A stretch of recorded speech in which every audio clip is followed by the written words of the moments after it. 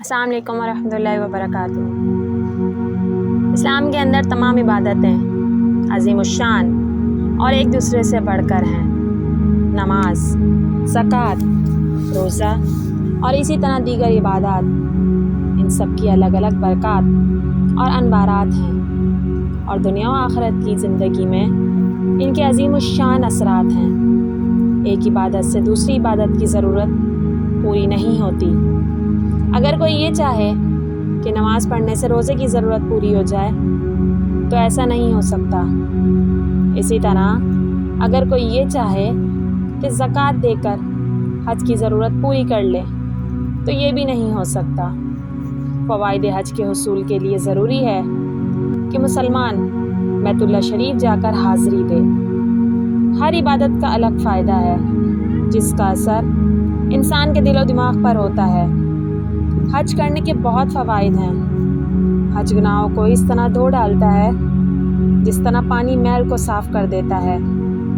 حج ایک ایسی عبادت ہے جس میں تمام عبادات کی روح موجود ہے۔ مثلاً زکوٰۃ سے مال خرچ کیا جاتا ہے، روزے میں نفسیاتی خواہشات پر قابو پایا جاتا ہے، حج میں نماز باقاعدگی سے تکبیر اولیٰ کے ساتھ ادا کی جاتی ہے۔ حج کے موقع پر مسلمانوں کا اتحاد دیکھنے کو نظر آتا ہے۔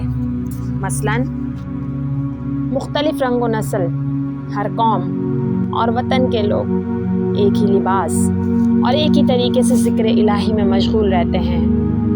حضرت عائشہ رضی اللہ تعالیٰ عنہ فرماتی ہیں کہ آپ صلی اللہ علیہ وآلہ وسلم نے فرمایا، آدمی جب حج کرنے کے لیے نکلتا ہے تو اللہ کی حفاظت میں ہو جاتا ہے۔ اگر حج کرنے سے پہلے مر جاتا ہے تو اللہ پاک اس کا ثواب مقرر کر دیتا ہے۔ حج کا فائدہ یہ بھی ہے کہ حجاج کرام کو مناسک حج کے دوران شیطان کو کنکریاں مارنے کے مرحلے سے گزرنا پڑتا ہے۔ یہ مرحلہ ہمیں حضرت ابراہیم علیہ السلام کی یاد دلاتا ہے، کیونکہ جب شیطان حضرت اسماعیل علیہ السلام کی قربانی کے وقت حضرت ابراہیم علیہ السلام کو بہکانے کے لیے آیا تھا، تب ہر دفعہ حضرت ابراہیم علیہ السلام نے اسے 7 کنکریاں مار کر بھگایا تھا، اور پھر شیطان رسوا ہو کر رہ گیا۔ اس لیے جب مسلمان حج کے دوران شیطان کو کنکریاں مارتے ہیں تو وہ شیطان سے مقابلہ کرنا سیکھتے ہیں تاکہ وہ ان کے اوپر غالب نہ آ سکے۔